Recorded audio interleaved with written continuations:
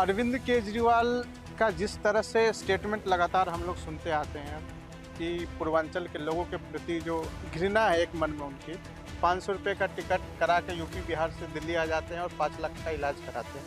देखिए, पूर्वांचल के जो लोग हैं जी। वो बड़े ही भावुक लोग होते हैं। तो क्या है, ये इतनी बड़ी लोक आस्था का पर्व है पूर्वांचल के लोगों का छठ, उस पर भी अरविंद केजरीवाल राजनीति करते हैं। पूजा जो है हमारे लोक आस्था का महापर्व है। जी।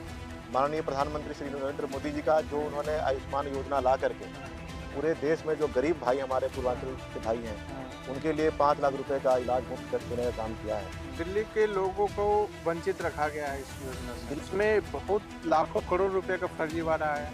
ये केजरीवाल खुद ही फर्जीवाड़ा है। सभी को नमस्कार, जय श्री राम। मैं देवेश तिवारी आज देश की वर्तमान राजनीतिक हालातों को लेके चर्चा के लिए फिर से आपके सामने मौजूद हूँ।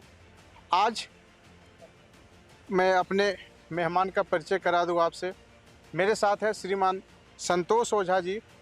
आप दिल्ली में पिछले 15 सालों से राजनीतिक सामाजिक रूप में सक्रिय हैं और भारतीय जनता पार्टी में विभिन्न पदों पे आपने काम किया है। वर्तमान में आप भारतीय जनता पार्टी दिल्ली प्रदेश पूर्वांचल मोर्चे में उपाध्यक्ष के पद पर आप सामाजिक क्षेत्रों में काम कर रहे हैं। भाई साहब, स्वागत है आपका हमारे इस चैनल में आज की चर्चा में। नमस्कार, धन्यवाद। सबसे पहले हम आपका एक संक्षिप्त परिचय जानना चाहेंगे। हमारे दर्शकों को आप अपने बारे में एक संक्षिप्त परिचय। आपके सभी दर्शकों को मेरा सादर नमस्कार, जय श्री राम।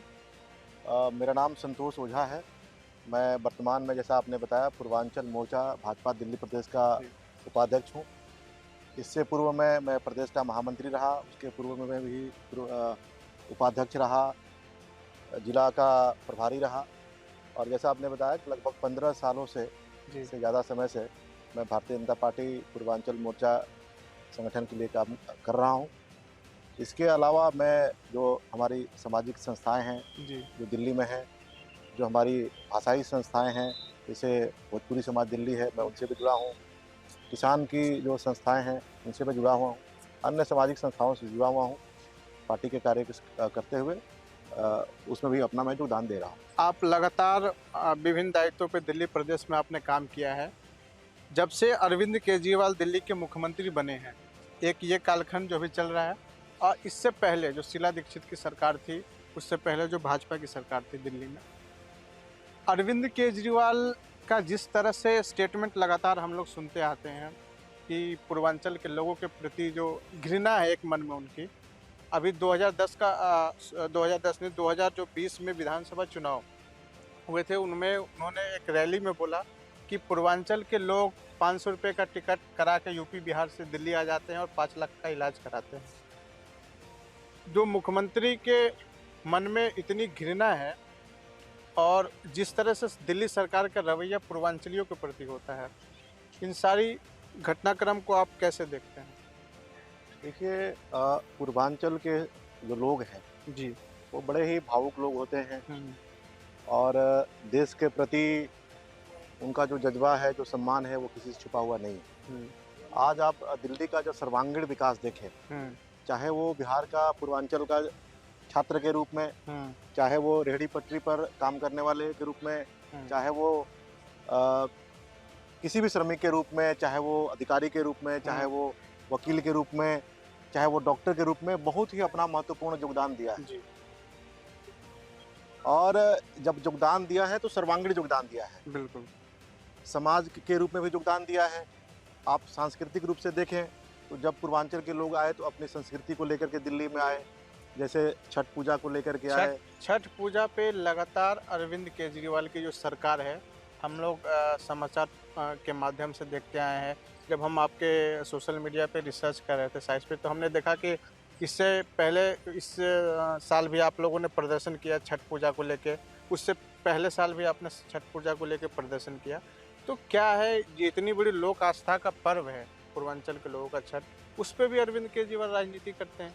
देखिए, जो आपने छठ पूजा के बारे में बताया, वो छठ पूजा जो है हमारी लोक आस्था का महापर्व है जी, और ये कोई धार्मिक पर्व नहीं है, जी, ये प्रकृति का पर्व है, प्रकृति का पर्व है। स्वच्छता का पर्व है, जिसमें इस पूजा में घाटों की सफाई होती है, जिस तरीके से जल का संरक्षण होता है उसकी हुँ, सफाई होती है। हुँ, उसके अलावा समाज के सभी वर्ग, हुँ, चाहे वो सुपली बनाने से लेकर के, चाहे वो फल का जो होता है उसके लिए, जो सफाई के लिए जो मिट्टी के हमारे बर्तन हैं हुँ, उसको लेकर के जिस तरीके से स्वच्छता का ध्यान रखते हुए डूबते हुए सूरज और उगते हुए सूर्य को हुँ, आराधना करने का जो पर्व है, हुँ, आराधना करने का पर्व ऐसा है कि ये हमारी जो सृष्टि है, जो हमारी दुनिया है, वो सूर्य भगवान के इर्द गिर्द ही जी, घूमती है। हाँ, सूर्य भगवान से ही दिन होता है, सूर्य भगवान से ही रात होती है और उन्हीं के चक्र से धरती पर सारे परिवर्तन होते हैं। जी, बिल्कुल। चाहे वो कृषि के रूप में परिवर्तन हो, हुँ, चाहे वो शारीरिक रूप से परिवर्तन हो, हुँ, सभी जो परिवर्तन है हुँ, और जो मनुष्य के जीवन के लिए जो भी चीज़ें हैं, हुँ, वो सूर्य के भगवान के माध्यम से जी, मिलती है। उसमें एक प्रमुख कारण है। तो उसी को उनका धन्यवाद देने के लिए कि हे सूर्य भगवान, हम जो हमारे जीवन में और जो सृष्टि के अपने रचना में अपने योगदान दिया है और आपके माध्यम से चल रहा है, तो आपके योगदान को हम सराहना करते हैं, हम आपको धन्यवाद देते हैं, हम आपको अपना जल अर्पण करते हैं। जी। जो आपसे हमने प्राप्त किया है वही चीज़ आपको हम अर्पण करते हैं। जी, लेकिन जो केजरीवाल हैं, जो अरविंद केजरीवाल की सरकार है, उन्होंने घृणा के रूप में, हाँ, मतलब एक कहें कि घृणा के भाव से पूर्वांचल के लोगों को देखते हैं। बिल्कुल। वो काम तो चाहते हैं, हुँ, हमसे काम करवाना चाहते हैं, हमसे सफाई का काम कराना चाहते हैं, हमसे मजदूरी करवाना चाहते हैं, हमसे छात्र के रूप में हमारी सेवाएं लेना चाहते हैं, हमारे अधिकारियों के रूप में सेवाएं लेना चाहते हैं, हुँ, लेकिन बदले में सम्मान देना नहीं चाहते हैं। हुँ, और वही कारण है कि हर बारी पूर्वांचल समाज के लोगों को छठ पूजा के अवसर पर संघर्ष करना पड़ता है, संघर्ष करना। परमिशन लेने के लिए संघर्ष करना पड़ता है। हुँ, आज आप देख रहे हैं कि छठ पूजा जमुना घाट पर कितना हुँ, विस्तार में मनाया जाता था, हुँ, आज बंद है, लेकिन आज वो बंद है। बंद है। आज लोग मजबूरी में हुँ, छोटे-छोटे घाट बना करके अपने घरों के आसपास मोहल्लों में हुँ, अपने छत पर पूजा करने के लिए मजबूर है। मजबूर हैं। हुँ, लेकिन भारतीय जनता पार्टी पूर्वांचल मोर्चा लगातार जो हमारे पूजा पाठ हैं, जो हमारे हुँ, त्योहार हैं, हुँ, उसके लिए लगातार हमारा संघर्ष जारी है। और खाली इन्होंने त्योहार के माध्यम से नहीं, और भी तरीकों से हमें अपमानित करने का काम किया है। जी, जैसा कि उन्होंने कहा कि भाई ये पूर्वांचल के लोग 500 रुपये का टिकट कटा के आते हैं और दिल्ली में 5 लाख का 5 लाख का इलाज इलाज करके चले जाते हैं। जी, मैं तो धन्यवाद दूंगा माननीय प्रधानमंत्री श्री नरेंद्र मोदी जी का, जो उन्होंने आयुष्मान योजना ला करके हुँ, पूरे देश में जो गरीब भाई हमारे पूर्वांचल के भाई हैं, हुँ, उनके लिए 5 लाख रुपए का इलाज मुफ्त कर देने का काम किया है। हुँ, लेकिन दुर्भाग्य है कि इसी घृणा की वजह से, जो पूर्वांचल समाज के लोग हैं उनके घृणा की वजह से आज भी वो आयुष्मान भारत योजना दिल्ली में लागू नहीं है। दिल्ली के लोगों को वंचित रखा गया है इस योजना से। दिल्ली में आज आप जानते हैं कि लगभग 50% लोग जी, दिल्ली में पूर्वांचल समाज के रहते हैं जी, और जो खास करके मार्जिनाइज्ड लोग हैं, जी, जी, जो उसमें से अधिकांश जो हिस्सा है, हुँ, जो अनधिकृत कॉलोनियों में रहता है, जो हाँ। झुग्गी झोपड़ी में रहता है, जो श्रमिक हाँ। बस्तियों में रहता है, हुँ, आज सबसे ज़्यादा किसको ज़रूरत है आयुष्मान योजना की? पूर्वांचल के लोगों पूर्वांचल का। के लोगों को लेकिन उनको है कि पूर्वांचल के लोगों को दिल्ली से भगाना है। भगाना है। तो जिस दिल्ली तरह में से हमने कोरोना काल में देखा, कोरोना की जब पहली लहर आई थी, तो एक साजिश के तहत पूर्वांचल के लोगों को उन्होंने यूपी बॉर्डर पे इकट्ठा करवा दिया और ऐसा साजिश, ऐसा षड्यंत्र रचा गया कि रातों रात लोग अपने झुग्गी से, अपने अनथराइज्ड कॉलोनी से निकलने के लिए मजबूर हो गए। देखिए, वो षड्यंत्र के तहत उनके अधिकारियों ने अनाउंसमेंट कर करके, जी। उनके जो पदाधिकारी थे आम आदमी पार्टी के, उन्होंने अनाउंसमेंट करके कि भाई आपके लिए बस का इंतजाम किया गया है, आपके बिहार, यूपी, झारखंड जाने के लिए। हाँ, और ये सब झूठ था। हाँ, उनको था कि आज जो इंफ्रास्ट्रक्चर है, हाँ, जो दिल्ली में हॉस्पिटल्स है, जी, जो मोहल्ला क्लिनिक इन्होंने खोला, जी। उसकी स्थिति क्या है वो आपसे छुपा हुआ नहीं है। जी। आज वहाँ पर जानवर लौटते हैं।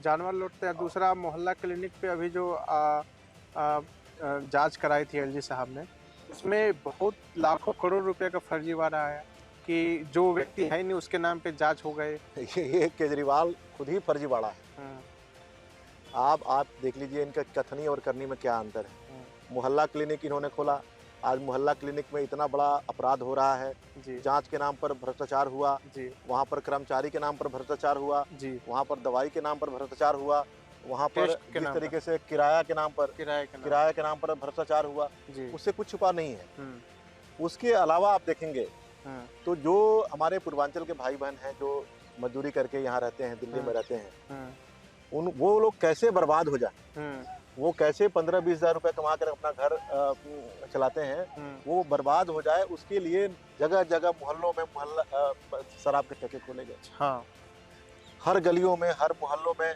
शराब के ठेके खोले गए कि लोग यहाँ जो कमाएं, और जो हमारे रिक्शा चलाने वाले भाई हैं, एक बोतल पे एक बोतल फ्री का इन्होंने जो स्कीम ले आए, स्कीम लाया, और स्कीम ला करके जिस तरीके से दलदल में जो शराब का जो दलदल है, आप जानते हैं कि शराब पीने से कितने घर, कितने परिवार बर्बाद हो जाते हैं।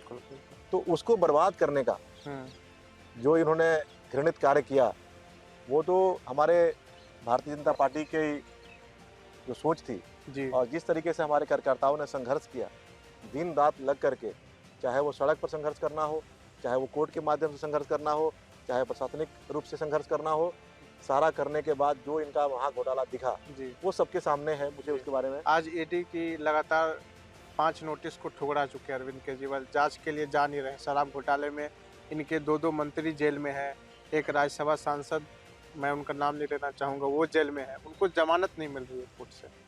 देखिए, ये बहुत ही बड़े लेवल के भ्रष्टाचारी हैं।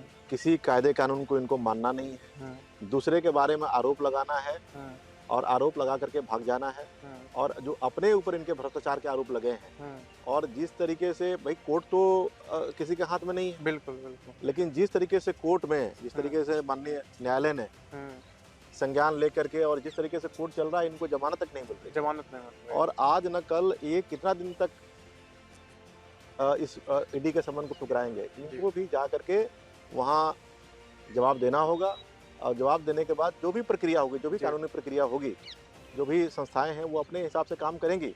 और जो हमारा पूर्वांचल मोर्चा है, जो हमारे भारतीय जनता पार्टी के कार्यकर्ता हैं, हमारे पूर्वांचल मोर्चा के अध्यक्ष श्री नीरज तिवारी जी और हमारे भारतीय जनता पार्टी दिल्ली प्रदेश के अध्यक्ष श्री वीरेंद्र सचदेवा जी के नेतृत्व में कार्यकर्ता संघर्ष कर रहे हैं, सड़क पे संघर्ष कर रहे हैं, और इनके भ्रष्टाचार के, इनके कारनामों के, इनके पापों को हम लगातार उजागर कर रहे हैं।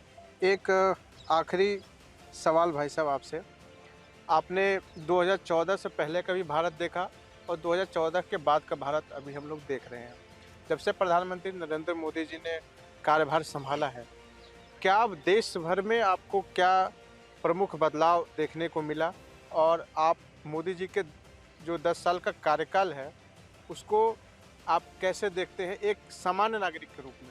देखिए, मैं एक पार्टी के कार्यकर्ता के रूप में ही, मैं एक सामान्य नागरिक के रूप में कहूँगा कि 2014 के पहले जो हम देखते थे कि जब आप न्यूज़पेपर खोलें, जब आप टीवी देखें या पब्लिक परसेप्शन देखें या सामान्य रूप से भी देखें, तो डेली जो है कोई न कोई करप्शन का केस आता था, कोई न कोई बड़े बड़े घोटाले आते थे, महा घोटाला हुआ करता था, और जिस तरीके से एक परिवार का शासन था वो हम देखते थे। और ये हम देखते थे कि राजनीति में खाली वादे किए जाते थे जी, कि वादा कर दो, वादा करके वोट ले लो, और डिलीवरी का टाइम जब आता था वादा पूरा करने का, तो कोई भी पार्टी उसको वादे को पूरा नहीं करती। माननीय प्रधानमंत्री जी श्री नरेंद्र मोदी जी की सरकार आई तो सबसे पहले उन्होंने करप्शन पर लगाम लगाया और उन्होंने कहा कि ना मैं खाऊंगा ना खाने दूंगा।